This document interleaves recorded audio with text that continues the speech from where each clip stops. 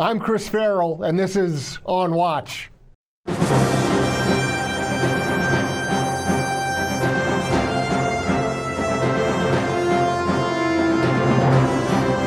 Welcome to On Watch, everybody, the Judicial Watch podcast where we go behind the headlines to cover news and information that the old legacy media really doesn't want you to know about. We try to recover some lost history. We try to explain the inexplicable. Today we're in luck. Joining us, we have Mark Moyar. Dr. Moyar is the author of Masters of Corruption. It's a tale of his experiences at USAID and all that comes from that experience. He's the chair of the Military History Department at Hillsdale College, and he previously, under the first Trump administration, had headed up or acted as the director of the Civil Military Cooperation effort or department within the U.S. Agency for International Development. So, Mark Moyar, welcome to On Watch. Hey, it's great to be with you. Thank you very much for joining us. We appreciate it. So you published your book, Masters of Corruption, in 2024, and so you were prescient. You had all the right instincts and all the knowledge and all the kind of the stories to tell that we subsequently learned by Elon Musk and the Doge team going into USAID. So congratulations to you for being kind of front-loaded. You were telling the story before anybody even had a increased awareness of it. Tell us, first of all, what was your experience at USAID, and then what drove you to write the book Masters of Corruption? Yes, I joined in 2018 as a Trump appointee, and first Trump administration was radically different in that it was very slow in getting going. And, the first day I got there, we had to go through this left-wing indoctrination exercise called a privilege walk, where you get in line and it points out how certain people are privileged. It's very much a DEI thing, and but we're more than a year into the first administration, and they're still allowing this to go along. That was the first sign of how things were kind of crazy there. And then, so as I got there a little bit further, I started seeing other forms of bureaucratic deceit and sabotage. One of these things was that I was at a meeting, and again, the bureau I was in had no political appointees for more than a year, so they had kind of forgotten that they were actually under White House authority. So at one of these meetings, somebody was talking about how they were going to cover up or hide USAID activities in Syria because they were afraid that if Trump found out about these, they were going to have those things canceled. And I reported that up the chain of command, and nothing happened, though, because one of the other problems we had was that a lot of the political appointees who were there were not really committed to the president's agenda. They were there to pad their resume. They wanted to get along with career bureaucrats at any cost.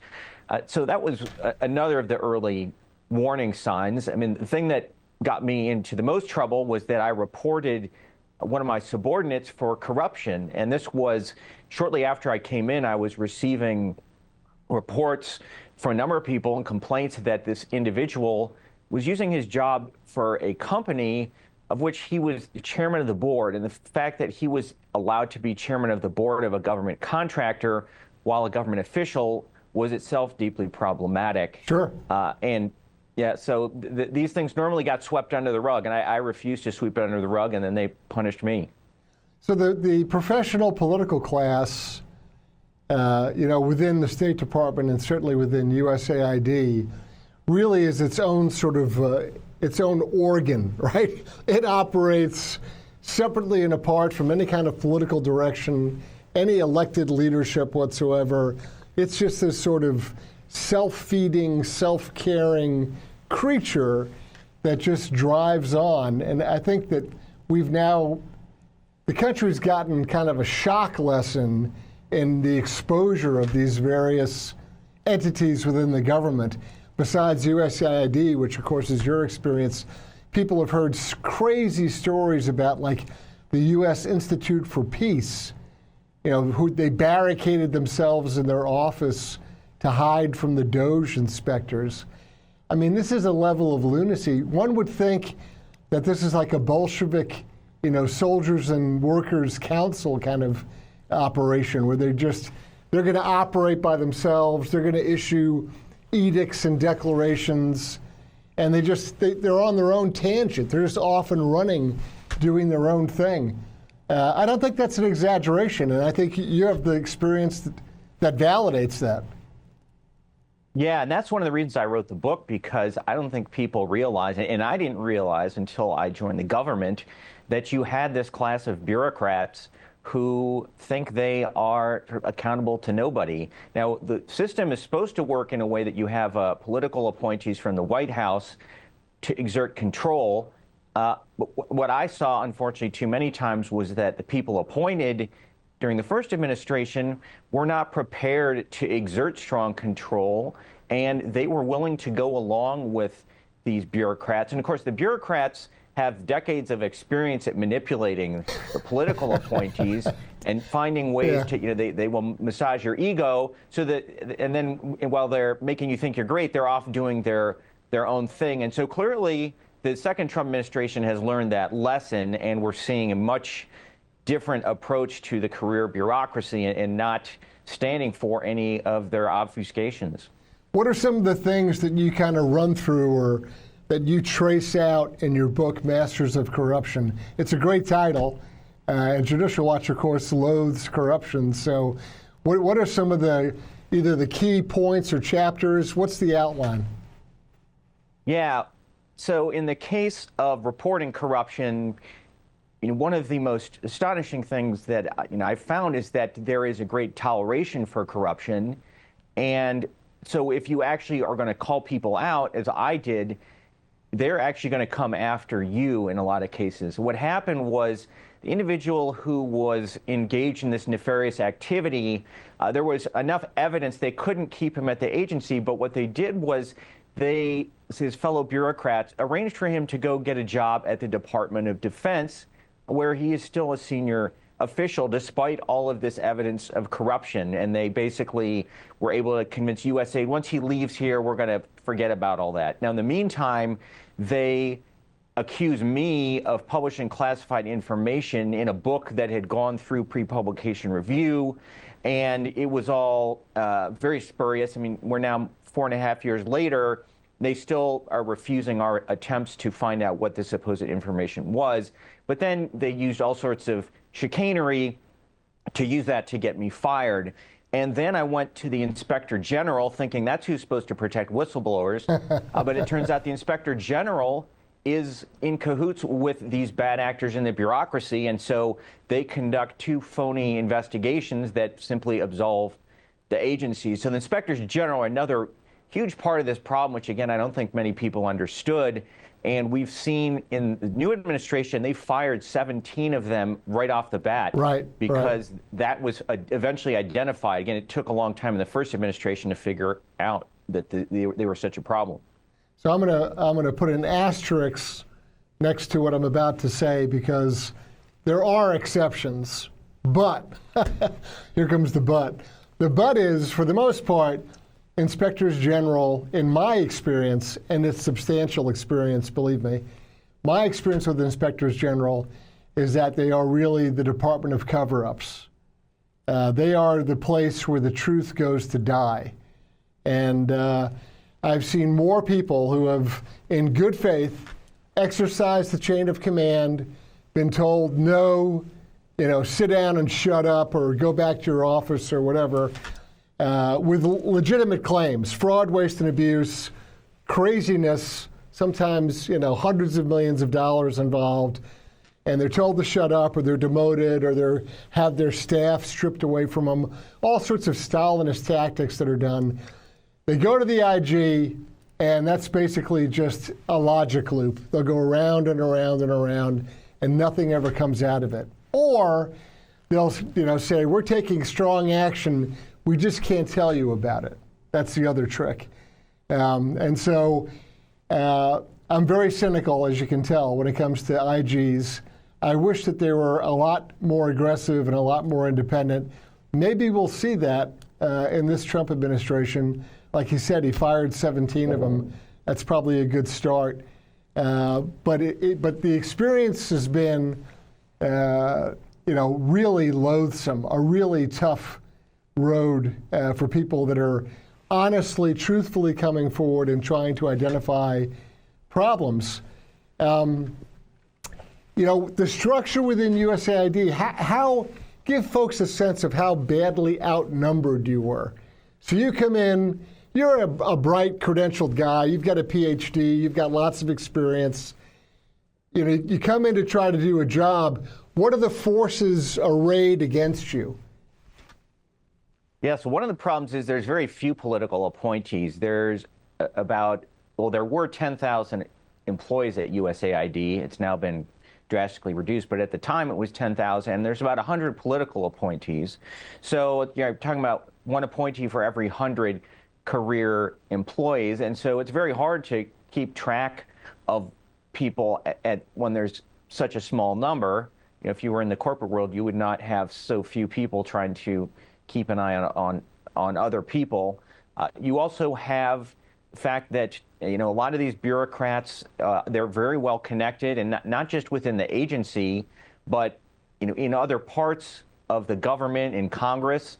In fact, you mentioned USIP. Right. The former a former USAID official was at USIP when I was there, and she'd been an Obama appointee. And one of the things you see with USIP and other places like that is that they are filled overwhelmingly with Democrats. And so that's one of the most important reasons why I think it's good what they did to USIP. And then you also have some of the political appointees in the first term were more focused on getting along with those people, and in some cases corrupt. I mean, the number 2 official at USAID when I was there was married to the top lobbyist for the aid industry, which is another massive conflict of interest. And she was actually involved in pushing me out because I think she didn't want people who were actually going to point out the corruption that was going on. Yeah, and the other, I guess, taking it even one step larger is USAID's, parent department, the State Department. Judicial Watch published a report. It's now, unfortunately, a few years old. But we did a lineup of all the personnel and all the money involved and how they intersect between State Department, USAID is a part of that, and Open Society Foundations. All the cast of characters, all the umbrella groups and the associates and the affiliates, because it's a revolving door very often. So somebody starts out in Open Society Foundation working on some project or program. They go into the government at state or USAID. They work there, they rotate out, and then they come back in again, whether it's 4 years, 8 years later, and they sort of advance up a professional ladder that has them alternating between Open Society Foundation or foundations organizations and the government. I mean, it's like a career ladder. It's a racket. It's not some chance encounter. It's a deliberate career path. Yeah, and we actually refer to that as the aid industrial complex, similar to the concept of the military industrial complex. Right. But you've got people coming in and out of government. You also have people going between Congress and the executive branch. So you would have Obama people after Trump came in, they'd move over to Congress and then they'd be involved in legislation that affects USAID. There's tremendous amounts of money in the contracting world too. So there's a lot of corruption because USAID people will steer contracts to someplace, and then the next year they go and suddenly they're high-paid executive at that company. So this was one of the things that the Trump administration was trying to do in the first term, and it's doing more successfully now. But what you saw is very stunning. If you look in 2016, after Obama loses, almost all the Obama political appointees are getting great jobs at either contractors or nonprofits in the aid sector. 2020, when Trump is voted out, almost none of the Trump appointees, including me, are able to get jobs at any of these places because we're not part of the gravy train that keeps feeding itself. We actually were trying to cut waste, fraud, and abuse. So there were only a few people from among the Trump appointees who ended up getting those nice jobs, and they were the ones who had gone along with the career bureaucracy instead of doing what the White House wanted. So we've been discussing sort of the domestic political considerations of USAID and State Department. But just for a moment, I want to kind of flip it around to sort of the customers or the people that are on the receiving end of USAID. I'm very fortunate that my very talented wife is a Ph.D. in international development. She's on our side of the world or the fight, which is very rare for an international development person. But she did a lot of work in Africa and the Middle East, and she had colleagues that she had worked with in those areas who would come to her and say, you know, we're really not interested in your social programs. You know, we're trying to do real development. We're trying to get clean drinking water, medical facilities, schools, you know, the fundamentals of sort of developing world, what their objectives are for their own country to develop. And we really don't want transgender elementary school curriculum. We don't care, you know. We want water, medicine, education. And they would say to her, can't you help us? Can't you tell your country, we don't want all these social programs and these theories and this sort of agenda. We want actual development. We want international help. We don't want a handout. We want to actually develop. And so this was always a very tough fight for her. And it actually, I think, drove her experiences. It made her realize that these people that are supposedly helping aren't doing that at all. Yeah, you know, and it started in the Obama era, perhaps even before, but it culminates in the Biden era when Samantha Power is running USAID. And you know, in the first Trump administration, a lot of Republicans in Congress were still saying, well, we think foreign aid has an important place. We're going to keep funding it. We're not going to make big cuts. Now, in the second administration, that's all changed because Republicans saw what happened. They saw all this money being spent on transgender programs, on DEI, and they've said enough. We're not going to fund USAID anymore because it has strayed from its mission. It's pushing these far left agendas. And, you know, in addition to wasting taxpayer dollars, this is also hurting our position in the world because most of these countries don't want us opening transgender clinics in their countries. Right. And I mean, I'm chuckling, but it's that bad. I was speaking with a professional colleague from Peru, as a matter of fact, and he said, you know, your country's financed transgender ballroom dancing in Peru. You don't need to do that. We're not interested in that. We're interested, if you're going to give us money to do something, we can take that and do something actually worthwhile. Infrastructure, jobs, manufacturing. There's things we can do. We don't need ballroom dancing, so please stop. Yeah, and you know, in addition to some of the crazy stuff we've heard in the news, I mean, another thing they did was even things that sounded like they made sense, you know, agricultural development program, they would insert provisions in there so that you'd have to do DEI training or hire a certain number of LGBTQ people. And so it really corrupted the whole system. And, you know, so I think that's why you're seeing a lot of these programs just getting cut. You know, we are seeing some things getting put back slowly. But, you know, of course, there's also the risk that when the Democrats come back in, they're going to do the same crazy things, unless they've learned their lesson and they're going to figure out next time we don't do this. But, you know, I'm not confident that that's going to happen. I don't think they will, because there's two things. I mean, of course, the other thing we're not discussing is the rabid promotion of all things having to do with abortion, right? There's nothing they can't tie abortion to. And that's like a religious precept. It's a dogma for them.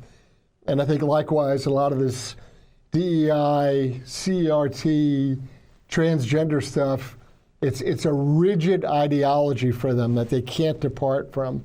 So they infuse it and roll it into everything you could possibly imagine.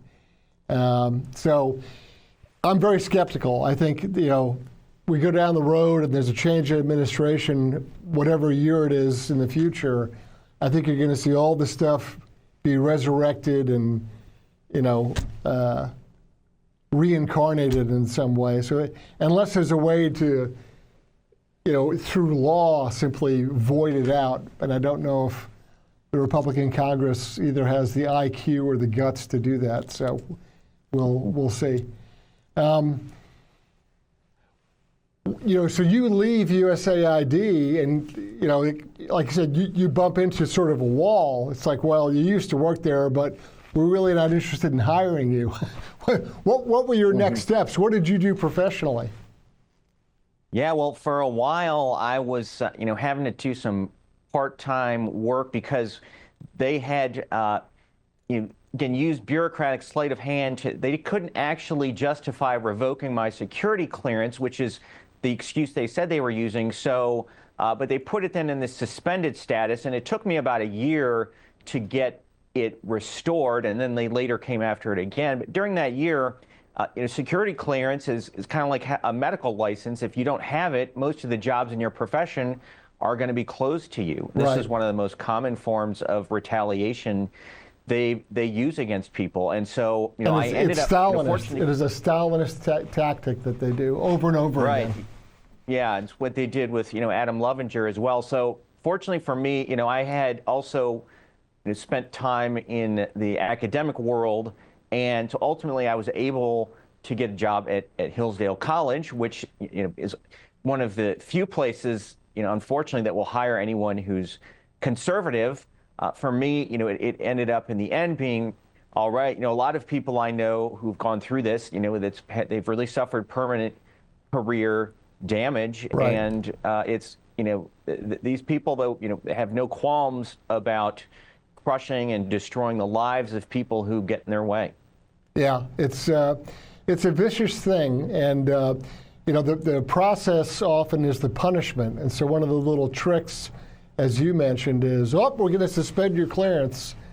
The parallel you made to a doctor losing their medical license or a lawyer being disbarred is very accurate, because so much of the professional operating environment requires a clearance. So if the clearance is gone, basically you can just go sit in the corner and twiddle your thumbs, and that's a tactic that they do. And then getting it restored, again, the process there really grinds people up.